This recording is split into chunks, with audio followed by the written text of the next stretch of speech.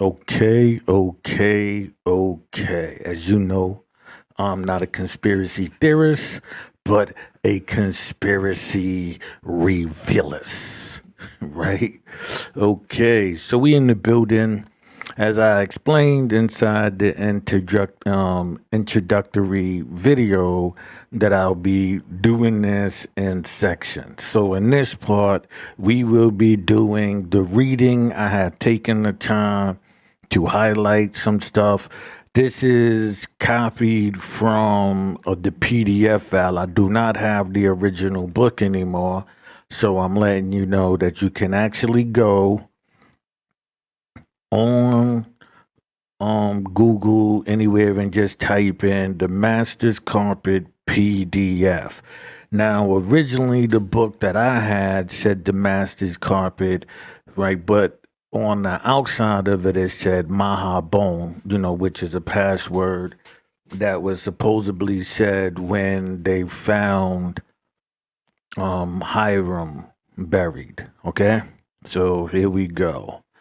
Let's get into the reading. Right?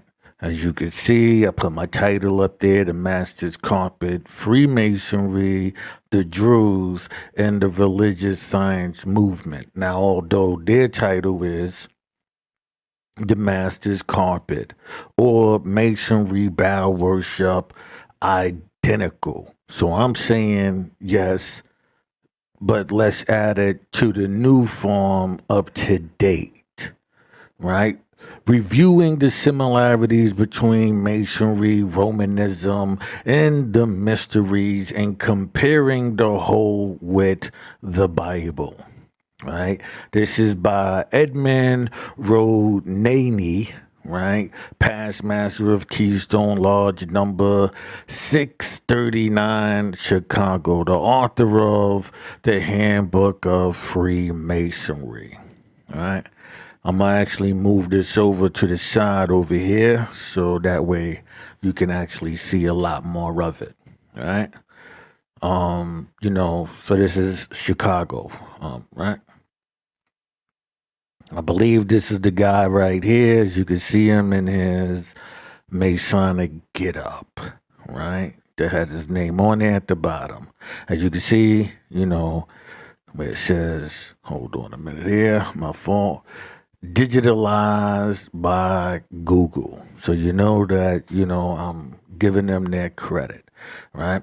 So this is just the content. We're going to be dealing with Chapter 1, Introduction, Masonic Laws, Opposed to Parental Duties, The Good Man Argument, Masonic Charities, Pure Selfishness, Chicago Fire, Masonic Board of Relief, Masonic's Benevolence Awarded.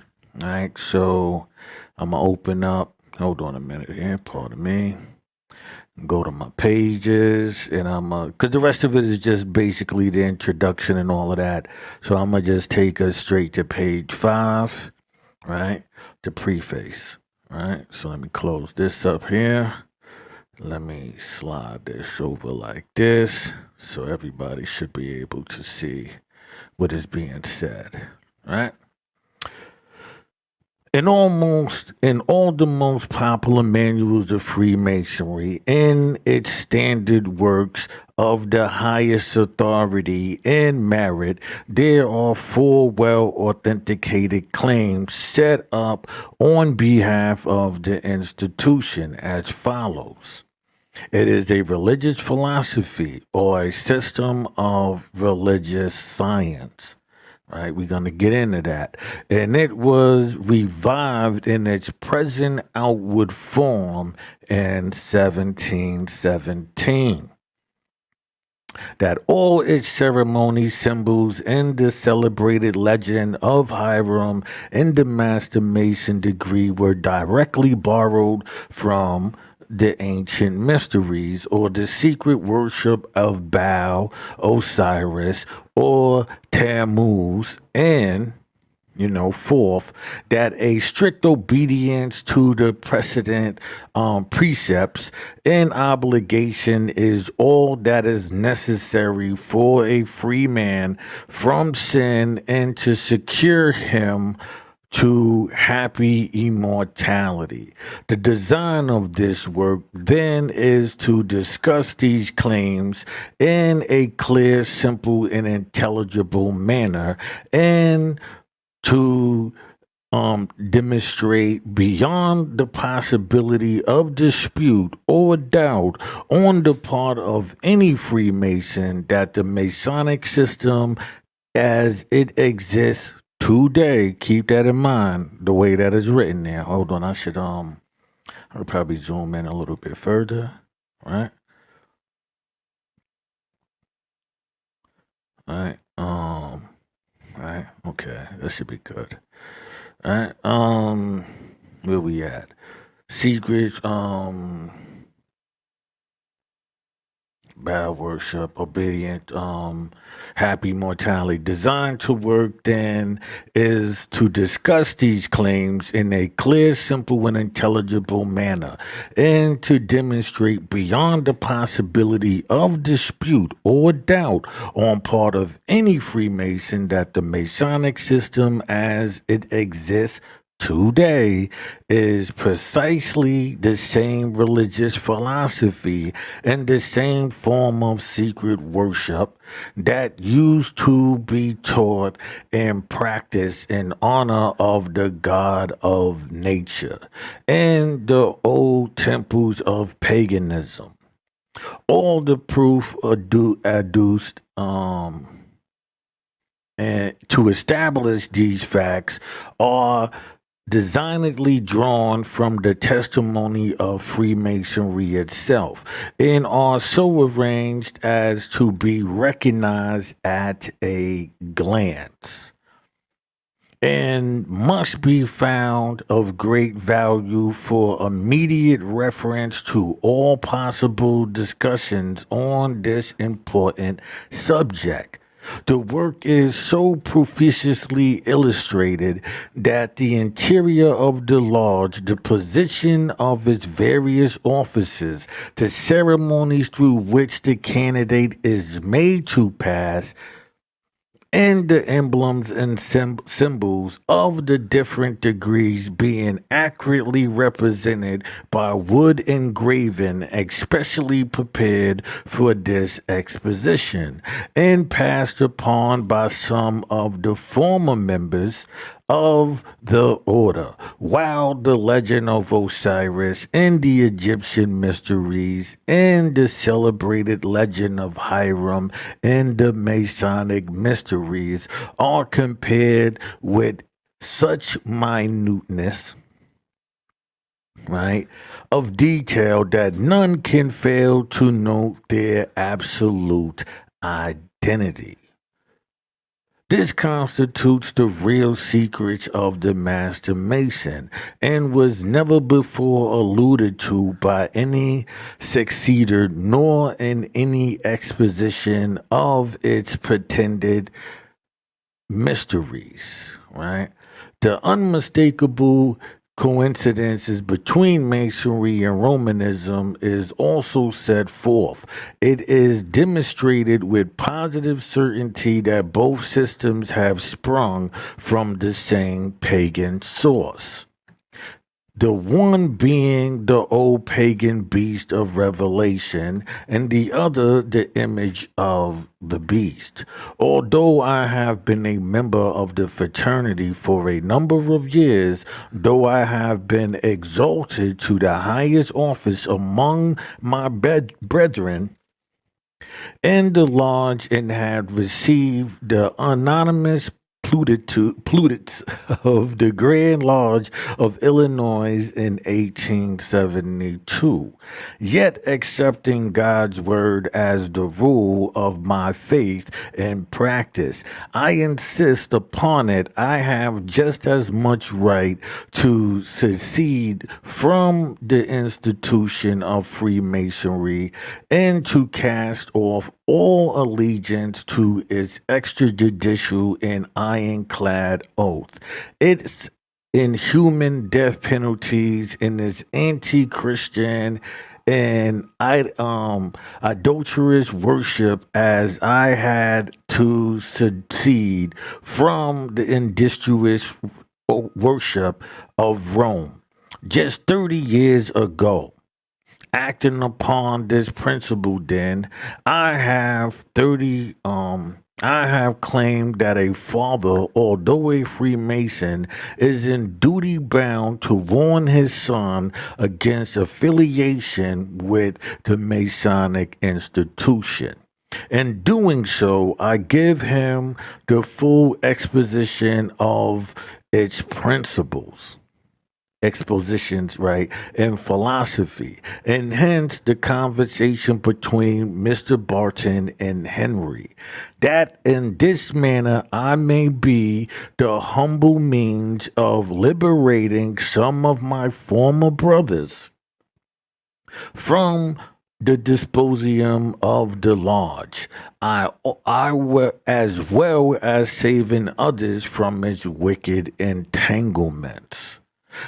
That through this, the instrumentality of this book, the pure spiritual heartfelt worship of God through Christianity may be better appreciated, and the Redeemer's name be glorified and exalted, is the sincerest and earnest prayer of the author, right? Edmund Ronani, Past Master Keystone. I showed you the Keystone the other day with hypnotism, right?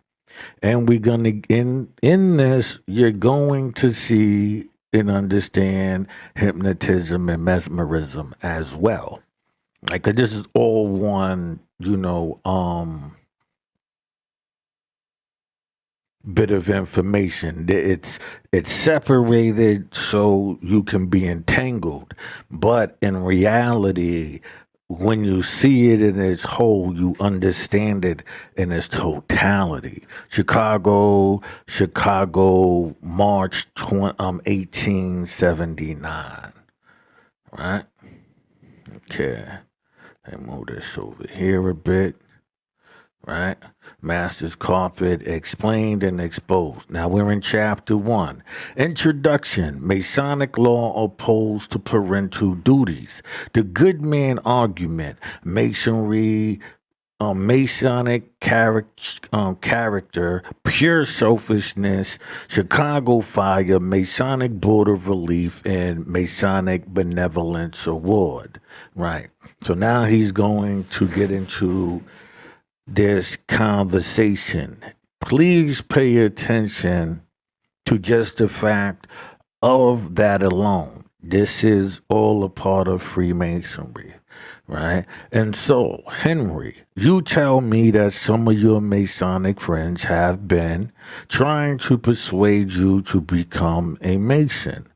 Well, I can hardly say that this astonishes me, as I am well aware that considerable recruiting is almost everywhere practiced, though indirectly to induce men to join the order.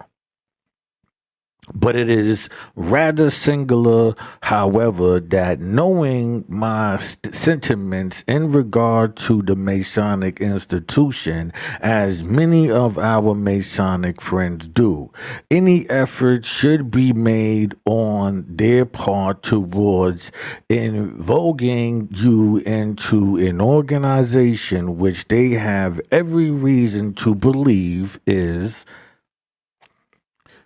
highly distasteful to me, and to which they ought to know very well I should never give my consent to your connecting yourself.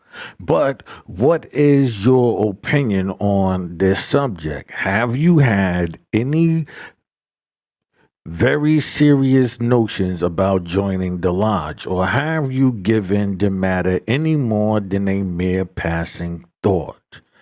Well, the truth is that this is Henry talking. I have been thinking somewhat on the subject of masonry, and I confess that I have been very strongly tempted to send in my petition.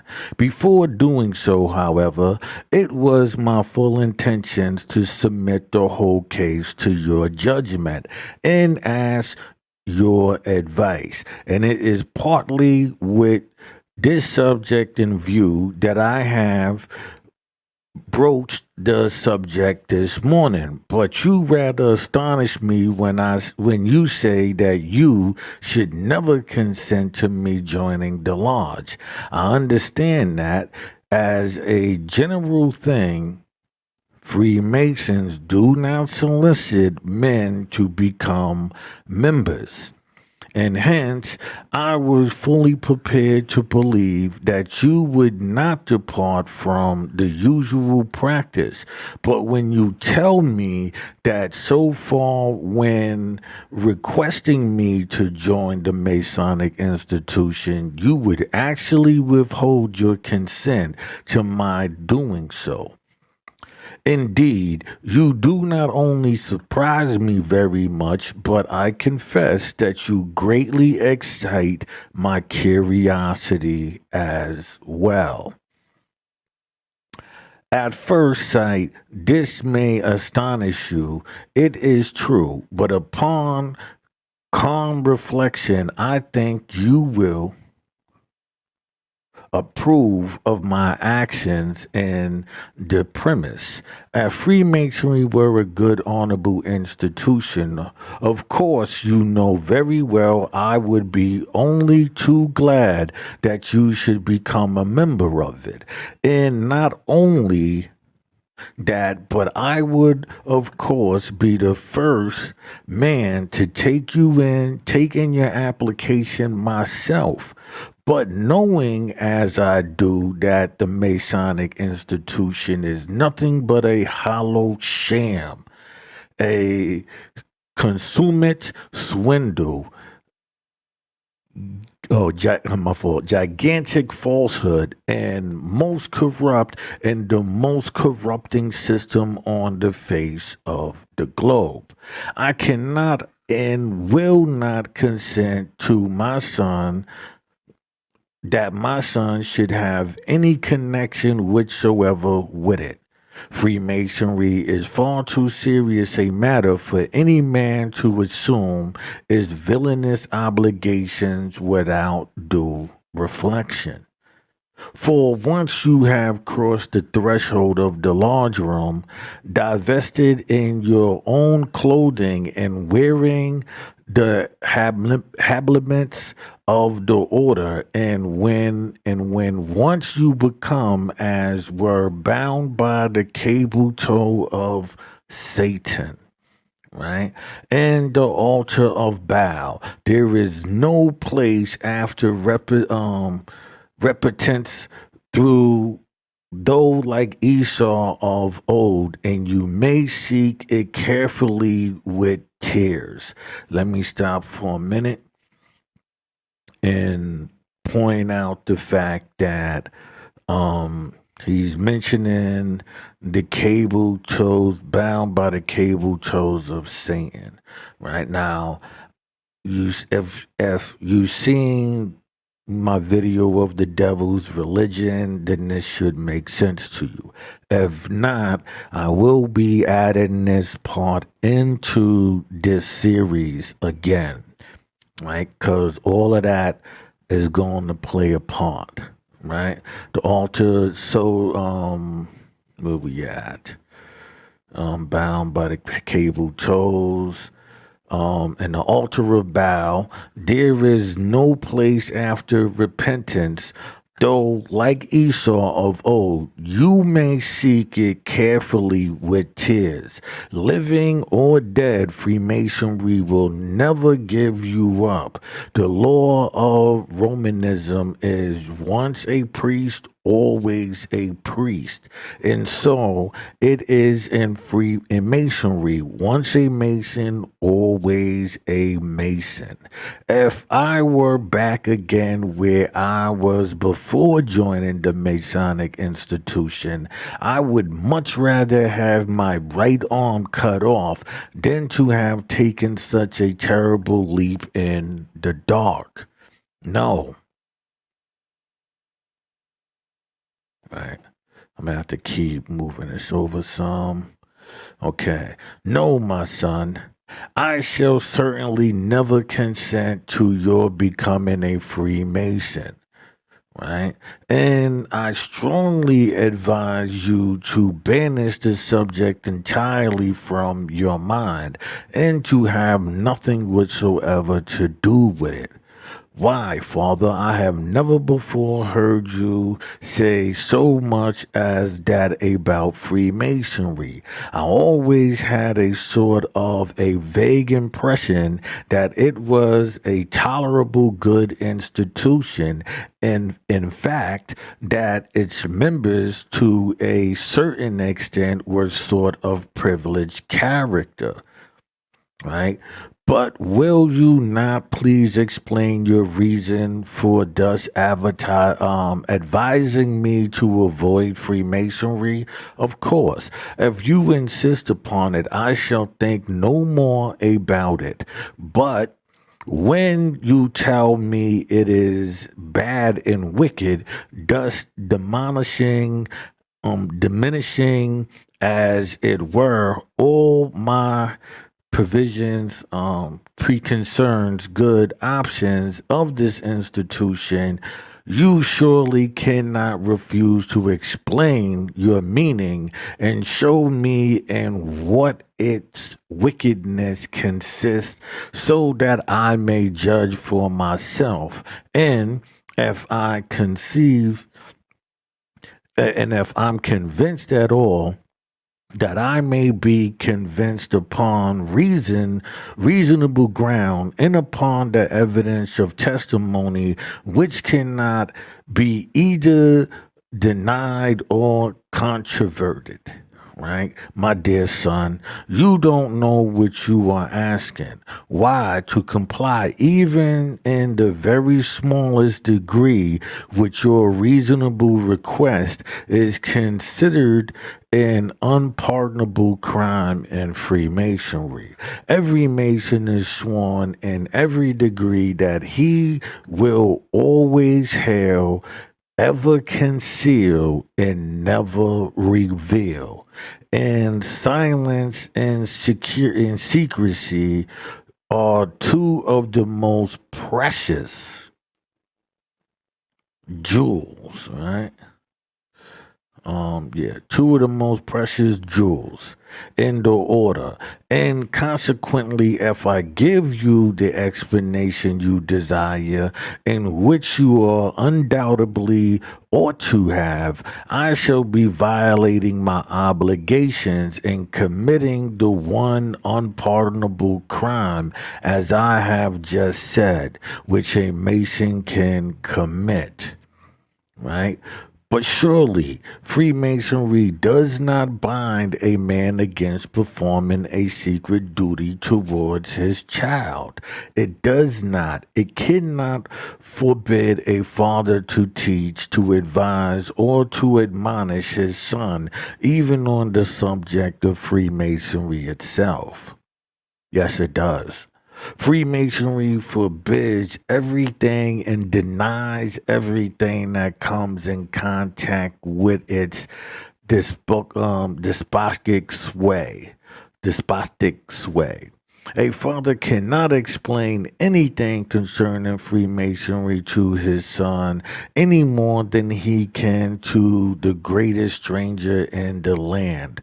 And so when I warn you against a terrible snare, the terrible snare of the Freemasonic system, and when I admonish you to have no fellowship with the unfruitful works of darkness, and they are exemplified in the large room, as they are exemplified in a larger room, and at the same time explain to you my reason derived from long experience and study. For so doing, then I am cutting right into the very foundation of the institution and aiming a deadly blow at the most vital parts, and hence Freemasonry forbids what I would term such a sacrilegious act.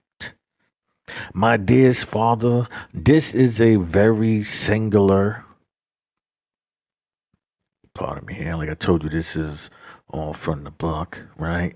So it's, as the pages flip, it goes on this side and then that side. Right? State of things. You caution, you warn me to avoid Freemasonry as I would the bite of the most venomous serpent. And when I ask you for an explanation, you answer me with the law of Freemasonry and its obligations and penalties forbid you to explain. Is this reasonable?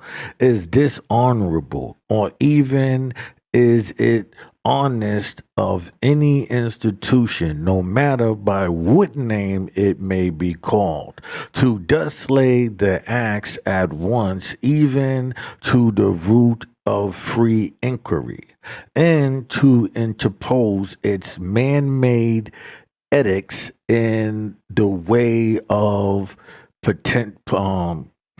parental duties. Why? This caps the climax of any absurdity and wickedness that I have overheard of. Masonry is nothing but absurdities and wickedness throughout, as you shall clearly understand, and by its obligations would fain bind my whole being, my heart, my affections, my conscience, my conscience, my religious convictions, my faith, my parental duties, and it would, if it could, prevent me from offspringing you any explanation whatever why I advise you not to join the Masonic fraternity. Now, I'm gonna say,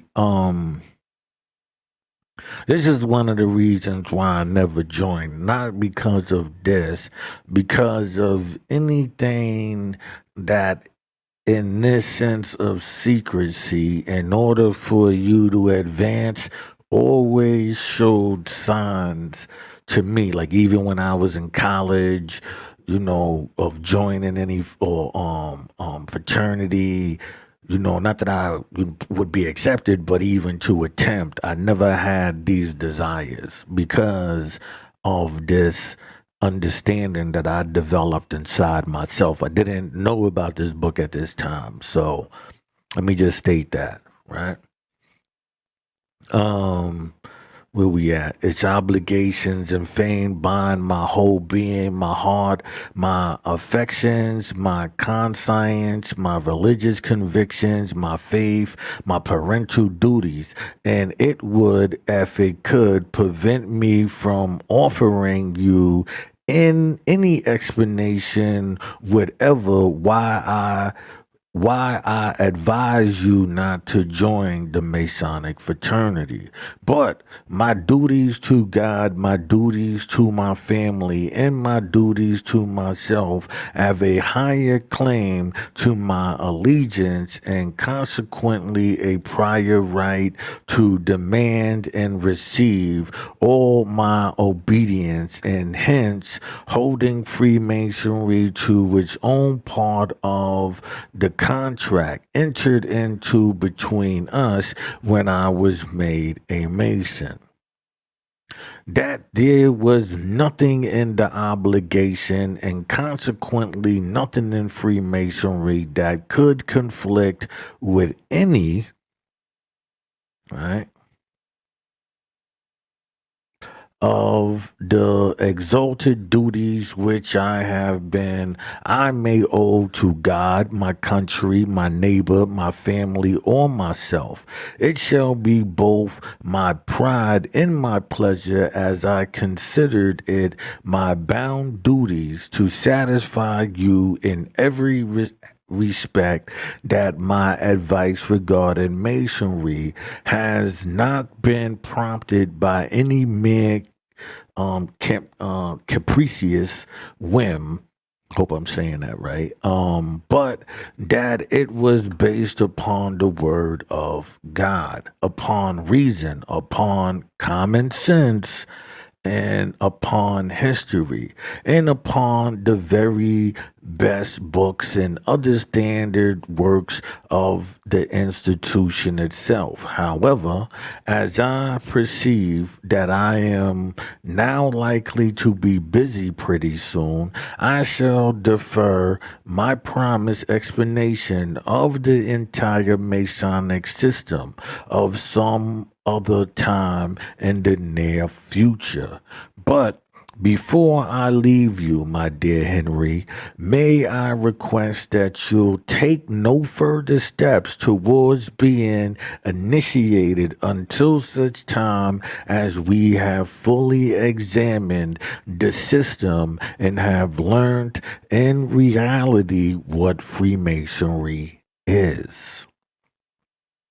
You need have no fear, my dear father, on that score. I shall do nothing towards taking part in your monster procession on the 24th without fully advising you of my intent.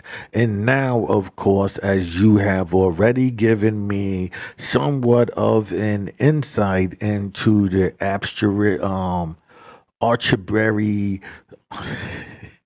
you know how I do, character. That's why I put it here. So, put it up here just in case. Arbitrary, right? Character. Now, you see, it's funny because when I look on this screen, I can get it.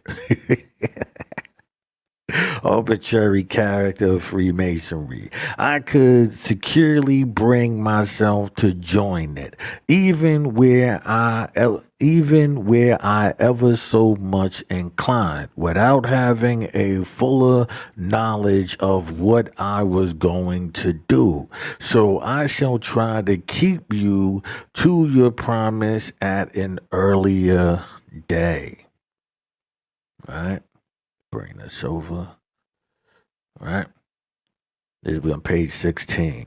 Now, as I may possibly interfere with other important interferes, theory, with other important business, I shall at once say goodbye and leave you downtown. Goodbye, my son, and don't forget to look out for all Masonic friends. Keep that in mind, right? And don't forget to look out for all Masonic friends, right? This conversation took place in the city of Chicago on the beautiful morning in the early part of June 1874 between Mr. Gregory Barton, a proficient, prominent, Freemason belonging to Keystone Lodge number 339, and his son Henry. The latter, as the reader has already learned, had been frequently importuned in various indirect ways, right? So that means that he was approached in many ways to allow his name to be taken into one of the Masonic lodges in the city. Before doing so, however, he felt it his duties to consult his father in the matter and to seek his advice in regards to such an important step. And Mr. Barton, as we have seen, promptly and carefully access to his son's earnest desires. Now the question arises, was Mr. Barton wrong in doing this? Is it wrong or wicked in a father to advise his son as to whether or not he ought to join the Masonic or any other institution in which he may have knowledge of? And in giving his advice, ought a father to say simply yes or no, without offering any further explanation on the subject? Is it not a parent's duty to warn and advise his child against any and every wrongdoing? And hence, why may he not warn him against becoming, right? I could just leave it right here. Y'all can still see it, right? Freemason, a Freemason, if he does cause to know the Freemasonry is bad and wicked. And in offering this warning, is there any valid reason why he should not fully explain his reason for so doing? And lastly, is there anything in the institution of Freemasonry itself that will operate against a father giving such counsel and advice and offering such explanation to his son? And such a bar actually, that such a bar actually exists, will sacrosanktly be admitted by any member of the Masonic fraternity, as the rituals of every degree most empathetically affirms that in Freemasonry there is nothing which can conflict with any of these exalted duties which a man may owe to his family, and that duty may more exalted than that which requires a parent to bring up his children in the nature of an admonishment of the Lord. Every man is first of all morally bound to do right in every law, rule, edict, and or decree on matters where any such may be found, that intervenes between a father and the performance of his bounded duties, is radically and intrinsically wrong, intrinsically wrong and wicked, and ought as once be set aside. Everyone therefore must honestly concede that Mr. Barton is simply performing his duty and nothing more when he explains the full nature of the Masonic institution to his son Henry. Right? And the law of God requires this. Conscience dictates it, and parental love breaking through all artificial, I believe that's artificial bounds, impels him to do it, And if the laws of Freemasonry come in direct conflict with the laws of God, the honest requirements of conscience and the nature prompting of a father's love, then indeed it must be confessed that Freemasonry, with all its sinful, selfish, broad of other smaller, I'm trying to move this over here. Because I know I gotta flip over again. I'm sorry.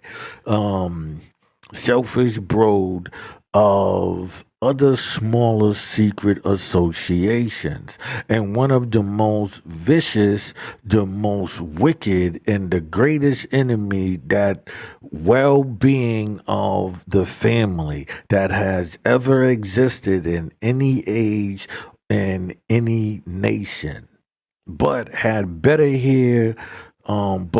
had better hear what Mr. Burton himself has to say on the subject, as we find him conversing with Henry a few evenings subsequently to the day already mentioned. It goes Mr. Barton. Well, Henry, is there any more news this evening from our Masonic friends? Have they made any further advances in their efforts to induce you to become a Mason, or have you yourself given the matter any further thought since our last brief conversation on the subject? Henry, yes, Freemasonry is now more or less the subject of conversation every day, especially that grand turnout which all seem so anxiously to look forward to on the occasion of laying that cornerstone of the custom house. This theme just now seems to absorb all others, and if the brethren are to believe Freemasonry is one of the noblest, if not the noblest institution in the world, its members, they say, assist each other in distress. It is purely benevolent, um and it petted and patronized by the government, encouraged and upheld by ministers of the gospel. It can count within its membership some of the very best and greatest men in the community. And they argue, and I must confess, not without some show of reason, that if Freemasonry were as bad as its enemies would make it out to be, all these great and good men would not continue to be members of it.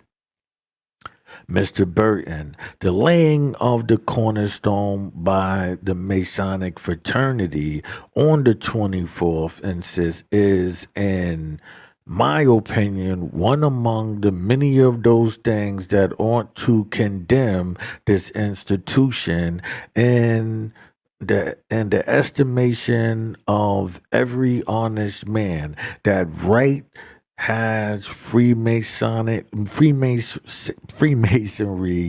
to arrogate to itself privileges and progressificate. Let me hold on a minute here. I try to be getting through this, and I guess sometimes that also makes me mess up.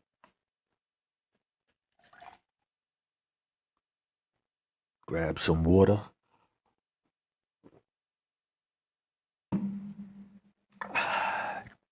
Okay. Itself privileges and prerogatives. I still got it wrong, which cannot be fully enjoyed by all the rest of the community. Why should Freemasons, more than any other class of men, be called upon to lay the cornerstone of a building for erection and subsequent maintenance, of which the public are large, pay heavy taxes?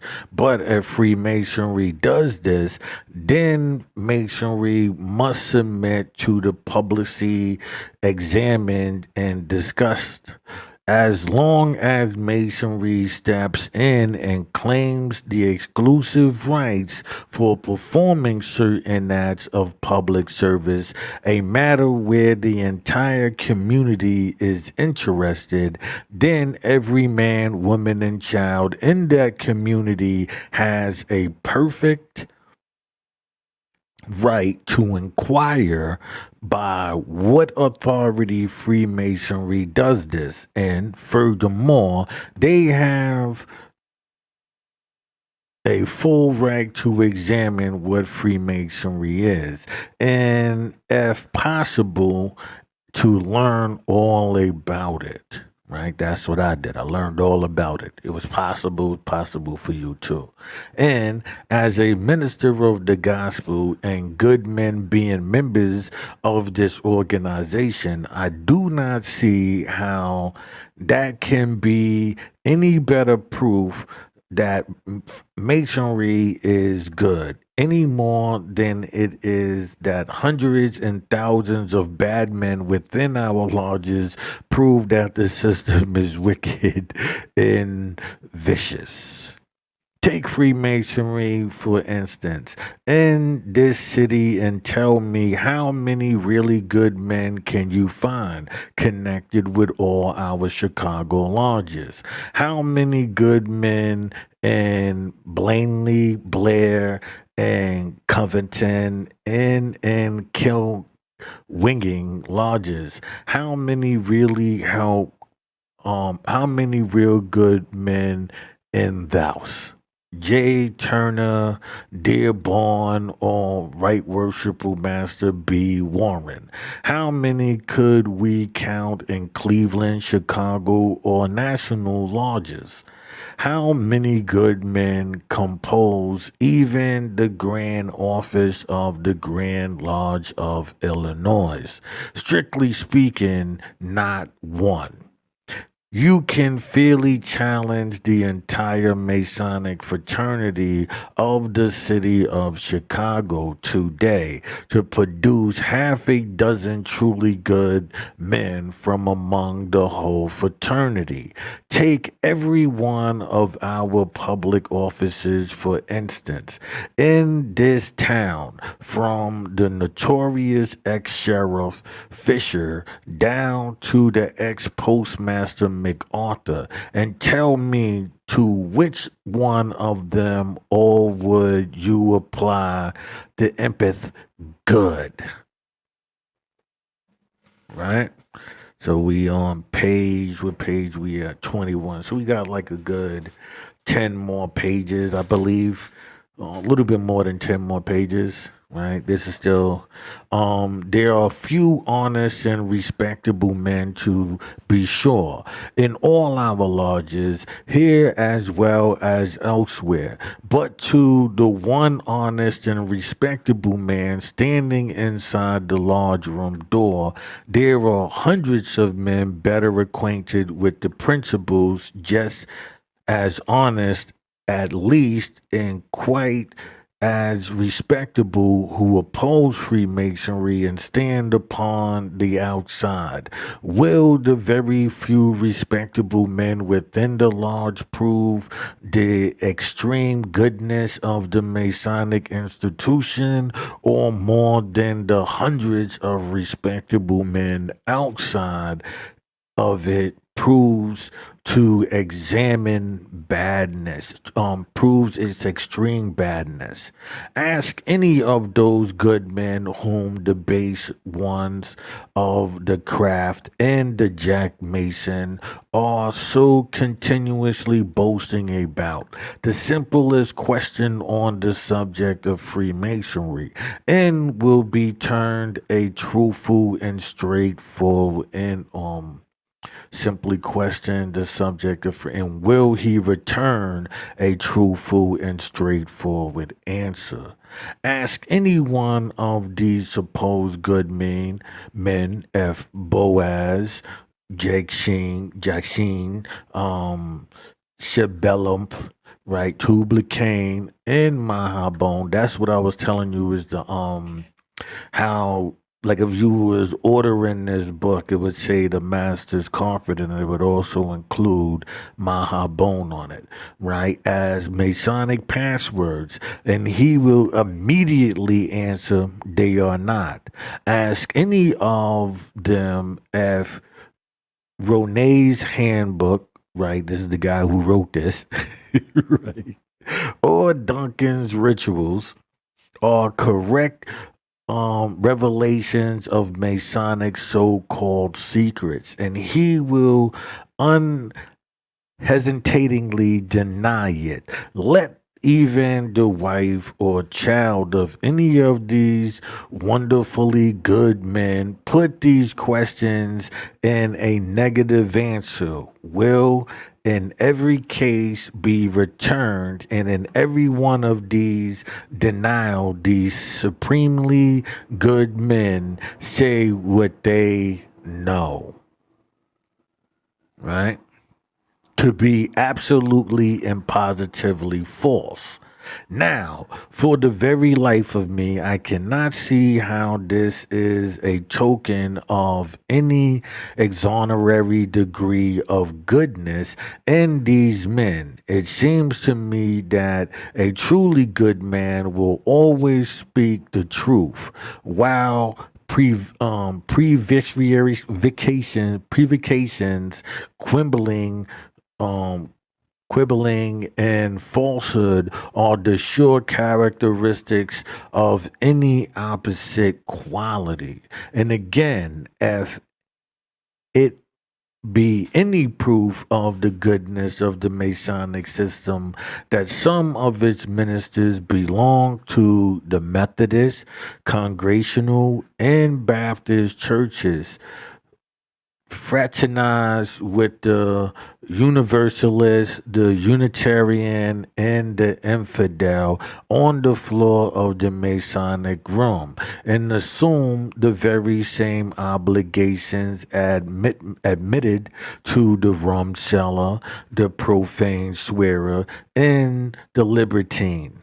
I say, if this be any proof that the system of Freemasonry is good, ought not the fact that hundreds of the very best men in ministry of the most exemplary piety be succeeded for the institution every year, and who positively affirmed that they could not consistently lead a Christian in a Masonic life at the same time. Be proof equally strong, at least, and equally convincing that the system is false, wicked, and anti Christian, right? But are there any better men in Masonry, or any more of them that there are to be found in the Romanist Church? Can Freemasonry reckon any more good ministers among the membership? Now, Romanists, so remember, the when we went into the 33 degrees of, the Scottish Rite, I did a whole episode on that. We go into King James, right? We understand the Protestants, the Puritans, um um the Puritans, and it's another one, the Protestants, the Puritans, and because I know it was the Roman Catholic Church, but they the ones who, they had the beef with King James, right? I'm sorry, I'll get it. And can Freemasonry reckon any more good ministers among its memberships than the Church of Rome? Can count good ministers and bishops and cardinals amongst its membership. So as you can see, he's still taking that stance on, the Roman Catholic Church as well. And Freemasonry is a good institution, and remember, they were sending in, the pastors to violate, and so they could take down the church, right? And that Freemasonry be a good institution on the simple grounds that a few good men, ministers, and others may be claimed as its members, then upon the same ground and for precisely the same reason we can prove Romanism, Buddhism, Mohammedanism, Mormonism, and even Mali Magarism, right? To be all good institutions and equally worthy of our esteem, respect. Right now, as you can see down here, I've been mentioning, the connection between, these these institutions that he's mentioning. And again, if we account Freemasonry to be a good institution because a few ministers, comparatively speaking, among Methodist, Baptist, and Congregational churches are wicked enough to be enrolled among its membership. So, by a partially or of reasoning, the traffic of human slaves was a much better institution because not only the whole Protestant church south of the Mason Dixon line, but also the large proportion of brethren in the North upheld that particular institution of slavery, right? Not very many years ago in this country. I know it is a very common thing for Masons to point to ministers of the gospel who are members of the order as proof that the institution must be a good one. Otherwise, they say these good men would not remain connected with it. And it is notorious that it is the most worthless character in the lodge who generally use this, right? Basically saying that'll, like how you got a token, you put somebody in front of you, and so like granddaddy used to say, he says, don't use Islam to clothe your filthy religion. So don't use, this pastor of this church or whatnot to clothe your filthy religion, right? So, argument, right? This is, but it is a fact that ministers of the gospel, as much as regarding as really good, reliable, pious, good, God fearing men by the rulers of masonry and by those men, even with whom these misguided ministers seek association and fellowship. If a minister is really good, reliable, pious, God-fearing man, why do Masons insist upon it that he shall take an oath just the same as the rum seller, the profane swearer, and libertine or a libertine does? When being made a Mason, if the minister is considered such a good man, why not take his simple promise or even affirmation? But no, he must solemnly swear by the Holy Bible, square and compass, as all others do. Right?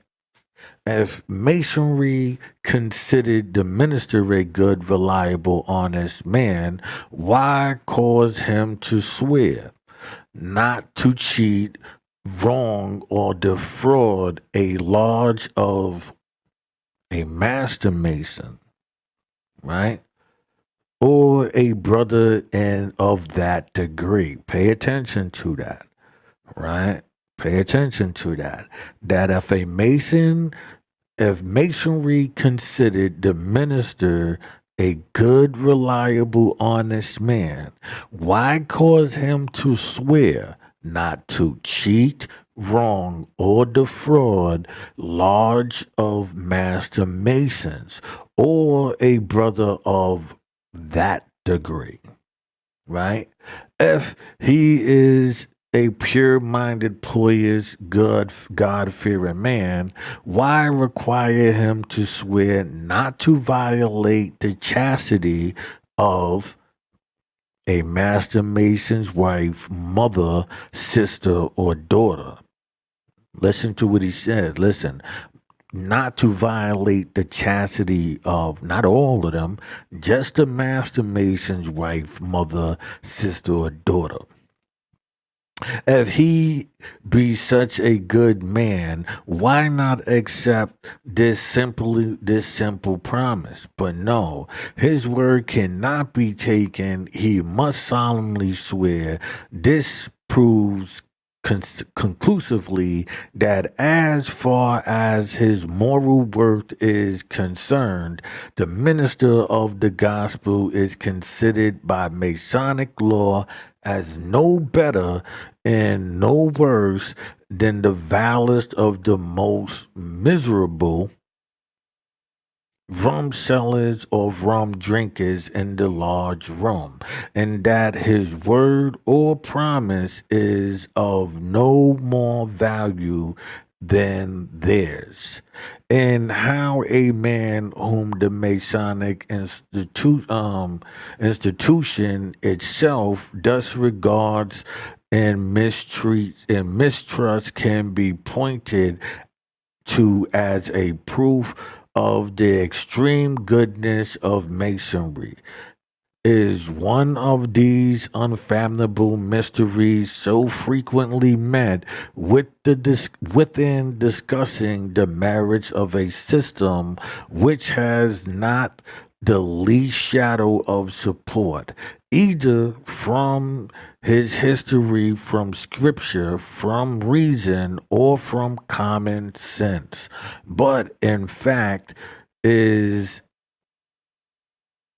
diametrically opposed of them, degrade a minister to the level of a common rough in order to make him a mason, and then afterwards point to the same minister as proof that masonry must be a good thing. If this is not an insult to the ministerial character, when I am at loss, then I am at loss to understand how a minister could be insulted. Right? Freemasonry is Freemasonry is good, exclaims a Mason Rabbley, and their cousins the Jack, because some good men and ministers of religion are members of it. Jesus Christ is a bad and wicked man, exclaims the Jewish priests and Pharisees, because none of the rulers or the Pharisees believed in him. Right? And some of them would have taken him, but no man laid hands on him. Then came the officers to the chief priests and the Pharisees, and they said unto him, why have ye not brought him? The officers answers, ne'er man spake like this man. Then answered them the Pharisees, are ye also deceived? Have any of the rulers or the Pharisees, right, believe on him? But this people who know not the laws are cursed. Now this is in John 7:44 through 9. Right? Notice how even him is putting this Bible into it, right? Based on not the whole totality, but certain things that are trying to be conveyed. This is precisely the argument used today in support of Freemasonry, and it is as valid in the one case as it was in the other. But you have stated that Freemasons help one another when in difficulty, and like a good many other young men, you very foolishly conclude that must be a good point in its favor. Now, if this be an argument to show that Freemasonry is a good institution, that it ought to be respected and upheld, and that men ought to blindly swear to support all its laws and requirements, whether right or wrong. Then, on the same ground and for similar reason, burglary is good, horse stealing is good, gambling, molly-magrinism is good, and ought therefore be supported because in all these institutions, their membership help one another as much as Masons do when in difficulty, according to the tenor and the letter of their several obligations, right? Understand that, remember there are people from all walks of life in this. And when we think about gangs and all of that, we think of, their obligations. Yo, you don't do this, right? All of these noble things, right, that we would seem as, perceive as noble. But would you consider a gangbanger noble? Would you consider a drug dealer noble based on society's depiction of these characters, right? I'll get into that at a later note, right? And not therefore be support because of all these institutions, their memberships help one another as much as the Masons do when in difficulty, according to the tenor and letter of their several obligations. Right? This is no proof that a man should join the Masons any more than it is that he should become a gypsy. We're going to get into that. And indeed, there are very little differences between the oath taken by a man and being adapted into a tribe of gypsies, and that taken by a man and being made a master mason. And as masonry helps one another when in difficulty, they do nothing more than their own sworn duty, or even what the gypsy do. Right? What thanks ought a man receive for doing a thing which he positively swore to do? If a Mason swears to help a brother Mason in difficulty, does it argue a single within favor of the goodness of Freemasonry because he simply does what he absolutely swears he would do? I think not.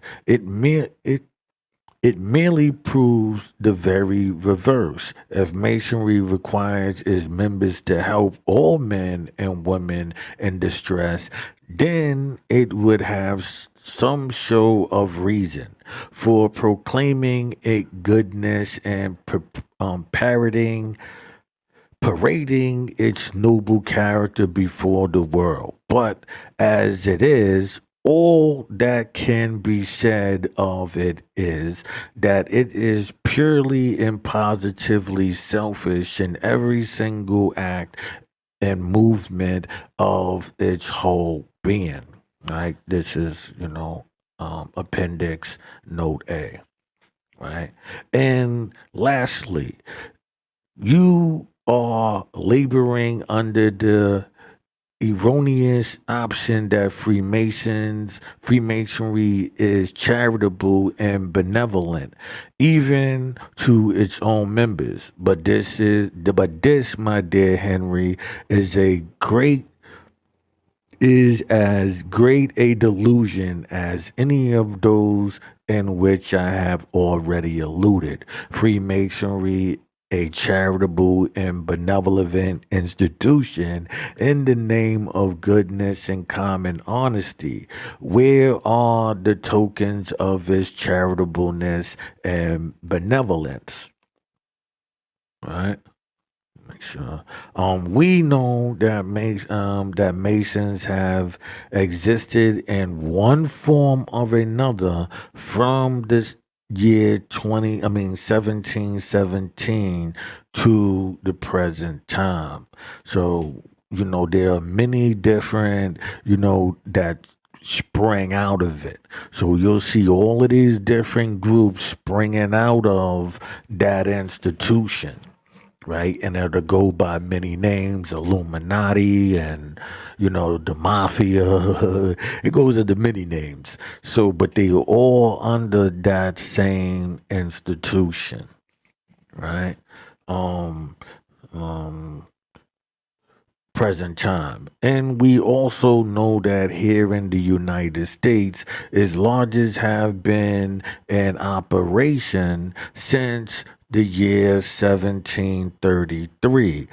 But during all this long period of nearly a century and a half, much longer now, after um and a half, what has it done to exemplify its benevolent character?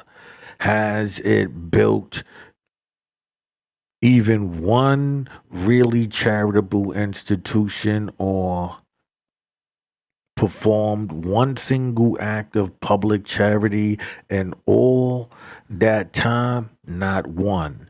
There is not today in America a single hospital, a single house of refuge, or a single institution of any kind, whatever there be old and decrepit Masons can be received, and where he may end his days in peace. Right, so I'm gonna, explain that. I've explained to you that the gangs and all of these setups are all under this Freemasonic thing. So when we think about this, has any of them set up, like, you can praise the Snoop Dogs and all of that, but as an institution, right, you can see how they did Nipsey Hussle, right, even down to, the Crip thing or the marathon and trying to, bully their way onto this, legacy. So, is there any of these institutions to when you get old, you can fall back on all of the things you did under this name, under this banner, of gang banging or any of these under institutions,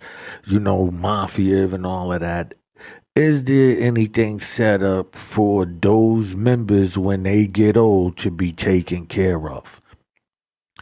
Right? Um, Whatever old and decrepit can be received, and where he also ends his days in peace. And not one for Mason's widows, right? Except that miserable excuse in Louisville, Kentucky. Masonry has never done anything to mark it out as a benevolent institution, but on the contrary, it has left numerous footprints on the sand for 150 years, like the Wandering Jew, which distinctively points to it as a hollow mockery or a gigantic swindle. in a selfish, vicious, wicked falsehood. The purely selfish character of a Freemasonic system is very strikingly presented, though of course unwittingly, by past Grand Master Morris in his edition of Web Monitors of Freemasonry, page 296, under the word travel. He says, a master mason on his travel has a right to visit every regular lodge in his way. Every well-regulated lodge will have a seat and a welcome for him. Every intelligent brother a hand and word of greeting. This is doubtless very pleasant and very comforting for the traveling brother. But let us now see the conditions upon which these small social amenities are to be extended to him. Dr. Morris goes on to explain. To secure this greeting in this welcome, the traveling brother must have the pass of King Solomon. And I told you about King Solomon's temple and, witchcraft. He must be at least in outward semblance, mentally, morally, and physically perfect. What a good, noble character, charitable institution truly Freemasonry must be, when those whom it intelligence members are to extend a welcome and a word of greeting must all be stout, hale, healthy fellows, mentally, morally, and physically perfect. Now, it could lay some claim to benevolence if it extended even its welcome in its word of greeting, if nothing more, to the poor and needy, or to the halt, the maimed, the lame, and the blind. But no, its seat is in its welcome as well as its word of greeting are only to be extended to members of its own order, and then only those who are mentally, morally, and physically perfect, at least in outward semblance, right? But again, Dr. Morris informs us, if his limbs are mutilated or his sense difference so that he cannot give and receive all the Masonic means of recognition in the ancient Masonic manner, he is physically imperfect and cannot visit the lodge. If he is unable from original ignorance or forgetfulness to explain to the satisfaction of his examiners all the ceremonial of Blue Lodge Masonry together with the rational intentions of the same, and do it all in the particular philological of York Masonry, right? I'm sorry if I said that wrong. Philologically of York Masonry, he is mentally imperfect and cannot visit the lodge. In both these cases, he has not got the pass key of Solomon, and although he may have been a Mason for 8, 10, or a dozen years, and of course paid regularly all his dues and demanded against him, yet under the particular circumstances mentioned, he is not only excluded from any possible chance of being financially relieved, but where we at? But But he is even debarred from temporarily occupying a seat in the lodge. And yet, this thing will call itself a charitable institution. When the Great Fire came and burned down the fairest and best portion of our city, destroying 19 lodges and reducing hundreds of Masonic families to absolute want, everyone thought that then at the least, Freemasons would exemplify its benevolence and show the world that it makes no empty boast when it claims to soothe the unhappy, to sympathize with their misfortune, and to compassionate their miseries, and to restore peace to their troubled minds. But how was it at the terrible time of Chicago? Every intelligent Mason among us as well is well aware that the farce known by the name of a Masonic Board of Relief, organized by the Grand Master to disperse the fruits of Masonic selflessness, miscalled Blessed Charities, was one of the biggest humbugs and the grandest and most gigantic swindles that was ever witnessed by the Masonic fraternity within the memory of the present generation. After numerous solicitations, Grandmaster Krager, who was at the time very virtue in his office, president of that so-called Board of Relief, was enabled to gather together the handsome sum of $90,634.50, as we learn from page 42 of his final report. On page 11 of this same final report, Mr. Krager acknowledged that in nearly all letters accompanying the donation, the instructions as to the disposition therefore were explicit, and it may be worthy to note, he says, that their letters, coming as they did from so many different parts of the continent, should contain language almost identical.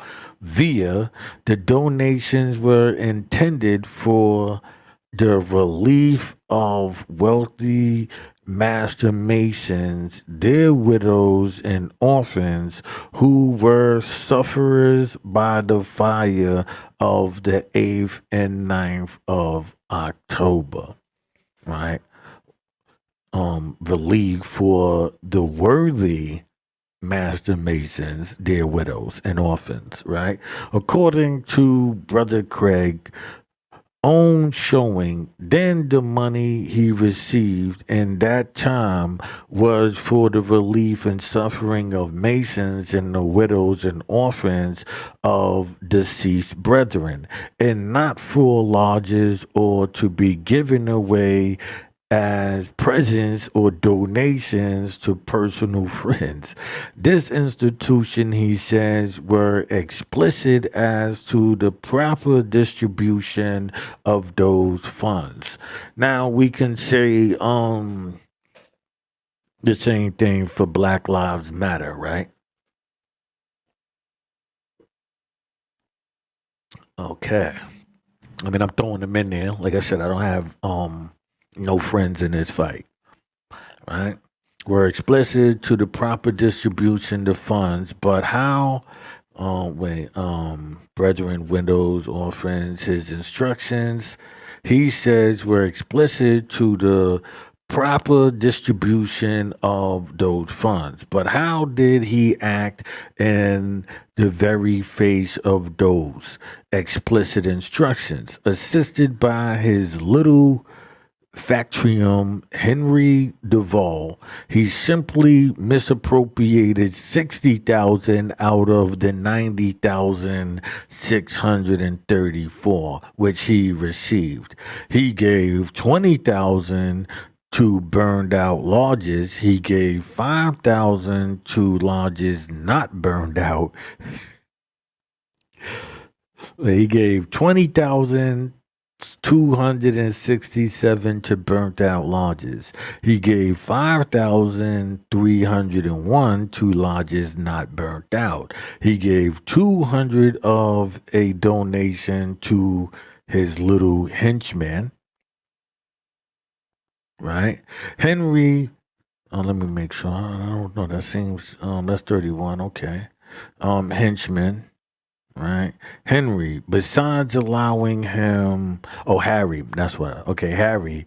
Besides allowing him $100 a month salary as secretary of the board, he gave $100 donation to James Morrison.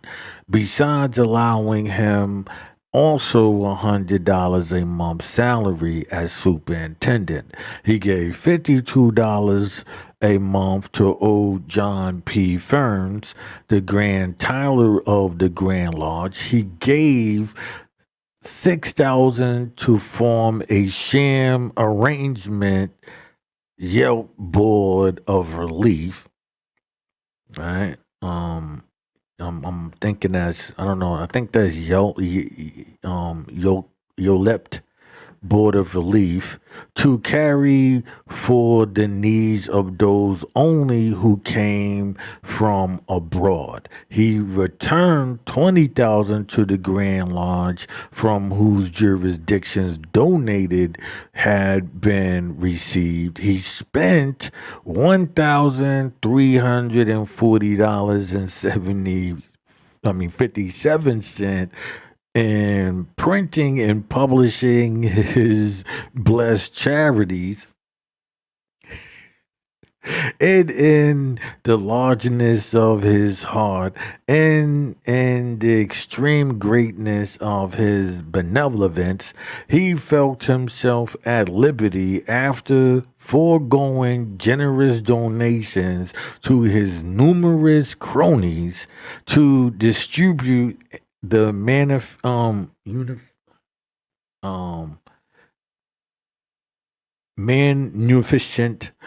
sum of $30,631.37 among 3,145 needy brethren, widows, and children, or an average of about $9.47 a piece.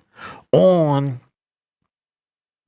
the $30,631.37, which Craig and Duvall could find in their generous hearts to distribute among their poor suffering brother Masons, there was 1,387 paid to R.H. Mason for stoves, not one of which was worth $2, except to break up and sell to some rag merchant for old iron. As you remember, I did with the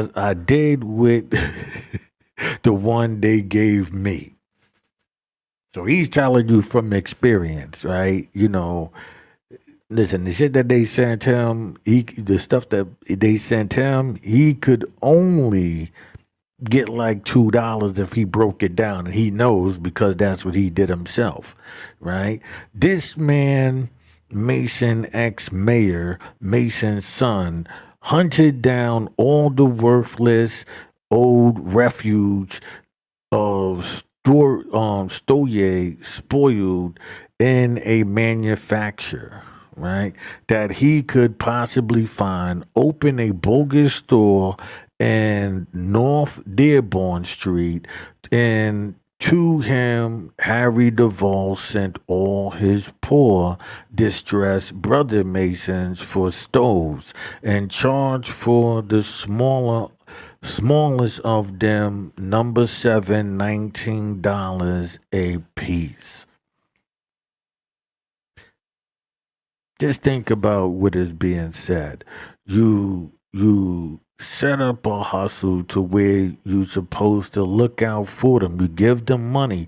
You set up another crew to where they can, if they need this, you selling them this, but they still gotta come out their own pocket. So they're getting their money back and they're getting more from their fellow brothers, right? And some very good Masons, even to this day, are wicked enough to believe that Duvall and Masons divided the profits. Of course, when these worthless old stoves were all disposed of, the concern very suddenly collapsed, and our worthy brothers betook himself elsewhere to practice charities and benevolence according to the peculiar requirements of his tender conscience quickened by the noble teachings of the ancient craft. This, my son, is a general exemplification of Masonic benevolence and the peculiar manner in which Masons asserted some one another during that terrible winter subsequent to our great fire in October 1871. Even the paltry sum of that Craig and Duvall could afford to spend for the relief of their suffering brothers. And the widows, orphans, and deceased Masons were willfully and grossly mismanaged, I believe, right? And misapplied. Instead of giving each needy applicant a few dollars with which to help himself, a swiftness English greenhorn was who knew as much of what a family ought to have as he did of the Koenig section, was appointed to purchase supplies, right? Of all kinds. And then when the poor dis- um distrusted, burned out, destituted, okay, my fault. You know, I do this sometimes. You got to forgive me. You know, it's just what I do, right? All kinds. And then when the poor, destitute, burned out master masons wanted some little assistance for his suffering family, either himself or his wife had to trudge wearily along through snow and ice to the corner of Hastard and Randolph Street to present himself, baskets in hand, before the large-hearted Duval to beg for any little miserable pittance which that caprice in Duval's may see fit to dole out to him. Insults and not necessarily relief was what poor suffering Masons were most largely treated to during that cold, fearful winter. Masonry's charitable why the notorious sham Freemasons themselves even do not really believe in any such hollow mockery. They have a byword among them. And when they desire to reflect very severely upon anything they say. It is as cold as Masonic charity. But suppose the destitute mason or even a suffering widow should receive a few paltry dollars from a Masonic lodge. What is that being given back? A very small part of their own. Because remember, you pay dues and those type of things. Does Masonry ever assist anyone from whom it has received no previous equivalent? Never. Does Masonry ever assist even its own suffering, deserving poor? It does not, as many here in Chicago can testify. Right? What difference is there between the benevolence of Freemasonry and that of a well conducted life insurance company? Because you might not know when he says that, life insurance companies actually came out of Freemasonry as well, right? Just so you know that. The latter is 1,000% better, right? And without a terrible oath of blood curdling penalties of the Masonic Lodge. Freemasonry, a benevolent institution, humbug. Why, during that fearful time that tried men's souls, if the Masonic institution could not even manifest common respect towards its own suffering members, how could we expect either goodness or benevolence from it on ordinary occasions? But like people like priests at the time of the Chicago Fire, Herman G. Reynolds, late of Springfield, Illinois, was the immediate past Grand Master and also publisher of a Masonic magazine. Though the medium of the periodical um, periodical where we at periodical, he solicited aid for the Masonic sufferers and received in all 64 $601.41. This money he kept and applied to his own use, never once pretending that he had ever received a single penny of it. And the worshipful master of Kingstone Lodge number 639, he is now publicly working the Masonic degrees at the Grand Lodge meeting held in October 1873, right?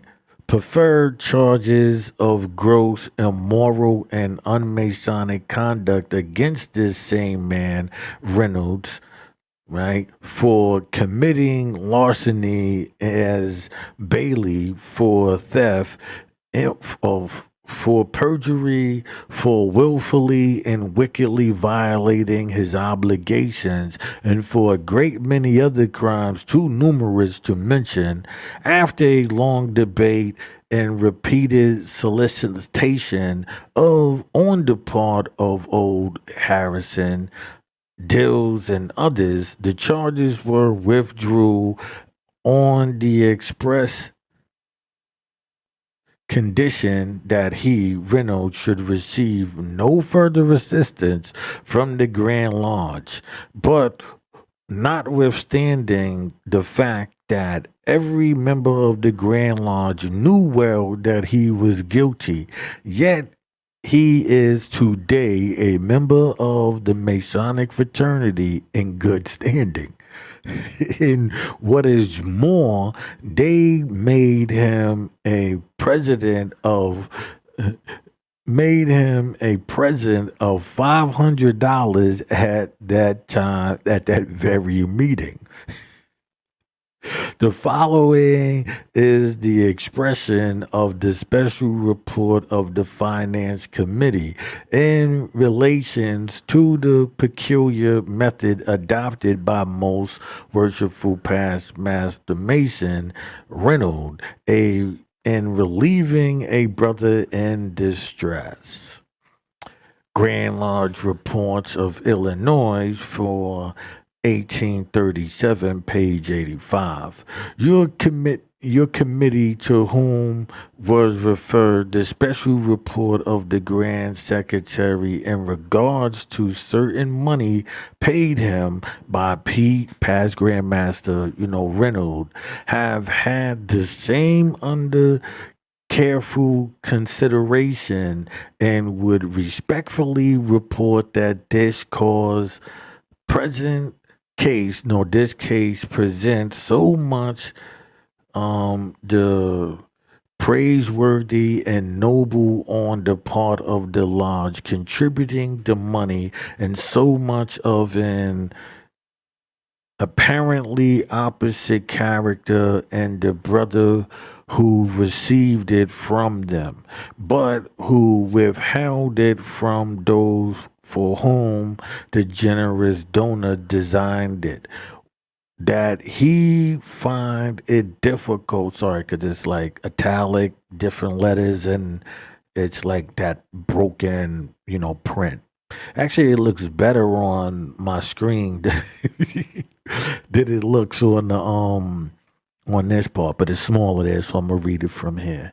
Um, Properly express our administration for the act of the one, and our pain is at having to refer to the conduct of the other. A certain lone widow by the name of Miss, T, who claimed to have tidings from the West, was pounced upon by little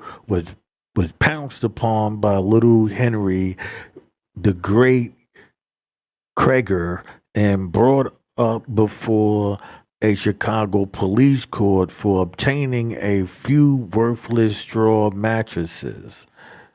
Right? I think this is probably the last page. Um, Under false pretenses, but past Grandmaster Reynolds, who absolutely stole for $641.41 from his suffering brother Master Masons when they sorely needed it, was not only not punished for his crime, but was actually rewarded for his charitable intent by a handsome donation from the Grand Lodge of $500. But then you must remember Miss T was a woman and never had a cable tow around her neck, while Reynolds was past Grand Master, and whatever happens, the fame of masonry must be preserved, and the right worshipful Grand Chaplain, a minister of the gospel, at that very meeting which voted Reynolds the money had temerities. I'm gonna look that up myself later. Let me see. I don't know if y'all can see it right here. Right, temerity. Right, to thank God for the Masonic institution and for the existence of the Illinois Grand Lodge.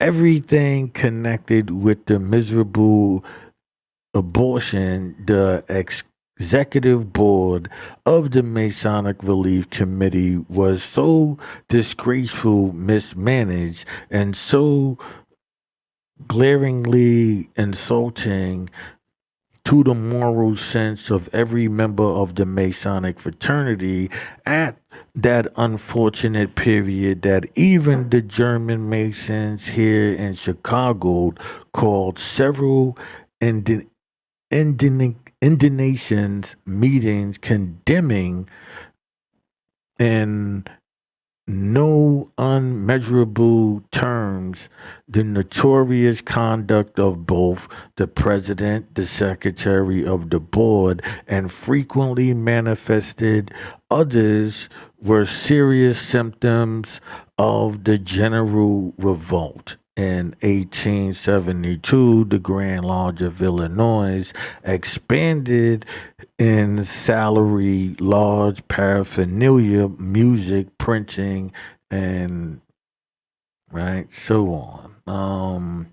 The enormous sum of 25,000 $15.59 and but only $100 in charity according to the Grand Lodge report for that year paid 45 and 46.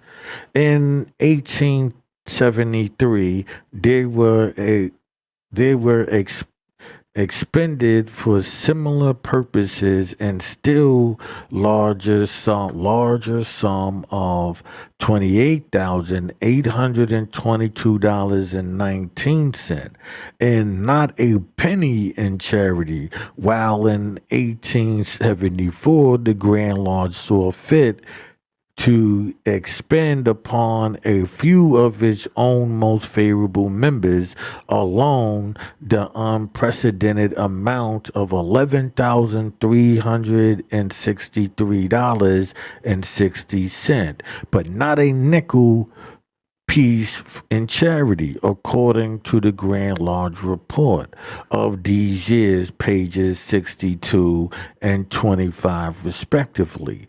All my experience in and out of the Masonic Lodge has gone to establish the fact that in my mind that Freemasonry is in all its departments is the most corrupt and wicked and contains the greatest amount of falsehoods of any other institution in the face of the globe. It is positively and absolutely selfish in every single element of its pagan composition and can truthfully lay no more claim of charity, benevolence, or goodness of any other name or description than could any of the heathen organizations which Christian civilizations has long since banished from the world. Okay, I'm gonna leave that there. No beat. It excludes from even its pretended benefits all old men, all young men under 21, all women, all blind men, all deaf and dumb men, all crippled, all men with the left and right knees stiffened, left or right knee stiffened, right? Okay, yeah, this is the last page. Jointed, all all one armed men, right? Jointed or one armed men, all men, even with the right thumb or fish finger of the right hand off, all Negroes or colored men, and all poor men. In a word, it rejects 75% of the entire human family from any participation whatsoever in um whatsoever in any of its boastful privileges and wonderful benevolence. And now an organization doing all this can lay claim to charity or goodness is something more than I have ever been able to understand. Okay, so now we at the conclusion of chapter 1 in this book, right? Now from this, I'm gonna go and I'm gonna I'm trying to figure out, can I make sub folders. So meaning that this will go up, I'll do my introduction, I'll drop that, then I'll also drop this. And then I'm going to do the follow up on that. But can I make it like, chapter 2 and have that all in one? I'm going to figure it out. If I can, I can. If not, then I'll just have to keep going at it in this form. All right. Until next time, people, peace.